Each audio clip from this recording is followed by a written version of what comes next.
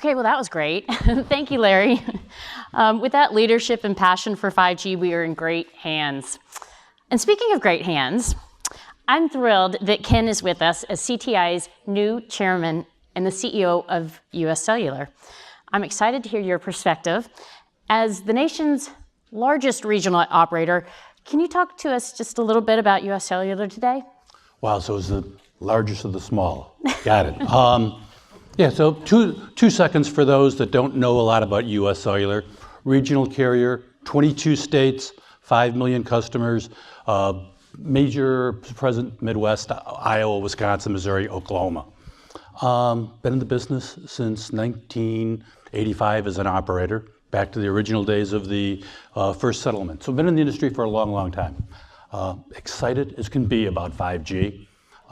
Huge opportunities, especially as I think about the markets that we serve. Okay, we aren't in Washington or New York or Chicago.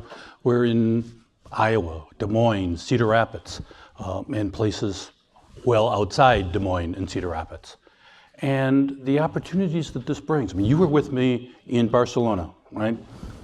We saw in Barcelona a video of an operation being done remotely. Now, you know, for you that live in DC, why would you do that, right? You've got all these great hospitals right around the corner. But when the great hospital is 5 hours away, it's a matter of life and death. I mean, it's amazing what this technology is going to allow, and I'm just excited to be part of it. I'm with you, and I love that you and U.S. Cellular keep driving our nation's mobile footprint to more and more Americans, because that's really important. We want this great technology to go to all Americans and shrink the digital divide. So, but as somebody who is truly committed to serving the smaller and rural markets, how do you see 5G developing in those communities? Well, like others, we're starting already. This year we kicked off a program to start rolling it out with the low band spectrum we have. And so to push this further though, what do we need?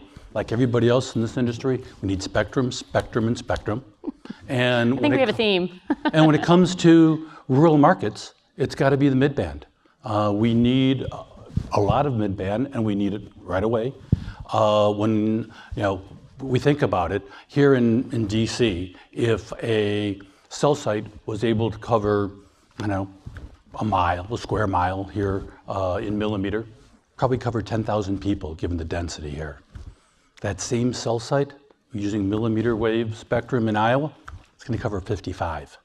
That means it's never going to get there, okay? But if we can get to mid-band spectrum and get enough of that, suddenly we're talking, instead of 55, we could be talking 400.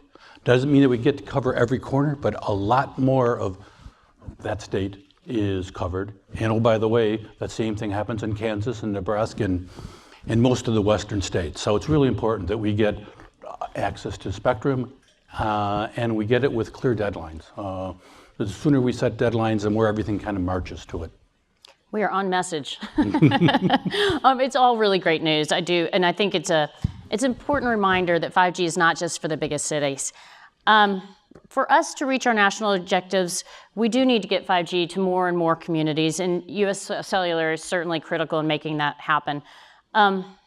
As you look ahead, can you talk a little bit more about what you see are the keys to success for U.S. Cellular's deployments? I think that the keys to success are going to be just removing the barriers to letting the carriers get the service out there. I mean, on one hand, the technology is there. Businesses and use cases are developing, albeit a little bit slower than people originally thought, but they're there. I mean, what this technology can do is just amazing. What's going to slow us down? CTIA has done great work so far on siting, but we still have challenges in places. Nothing would slow this train down faster than if we have to deal with 50 sets of state rules. I'd only have to deal with 22, so I guess it'd be easier for me. But that will absolutely drag us down. So, a regulatory framework that has got one set of rules and one that is based upon laws as opposed to policy that, we can't make long-term investments if every 4 years the policies rule our industry change. So clarity and certainty are important to us too. That is a very good list for us, and thank you for that. You have mentioned it a few times, I mentioned it a few times, but I wonder if you could just reiterate it, because we're near the FCC. If you want to speak up, maybe they'll hear us. But let's talk just one more time. Let's hit the mid-band perspective and why C-band in particular is so important. It's the coverage. It's pure economics.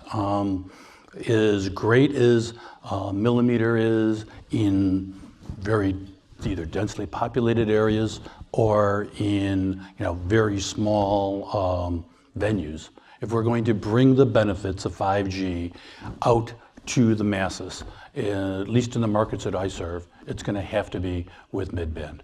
It's uneconomical to do it any other way. So I think the promise is there, the opportunity is there, but we need the spectrum. It's got to be mid-band. On three, everybody, we need mid-band fast. Okay, that's great. I think we see why it matters so much, and we see why the timing is key. I said a few minutes ago that our global rivals will soon have 4 times more mid-band spectrum than we do. And so we need to act fast. And I appreciate your perspective on it, Ken. You are just such a great spokesman for CTIA. We're thrilled that you're our chair, and thank you so much for joining us today. So thank you for the opportunity. Do you want a chance to sum up? Let's think. Spectrum, mid-band spectrum, and mid-band spectrum fast. All right. Well done. Thank you so much. Thank you. That's great. Good luck. Have fun.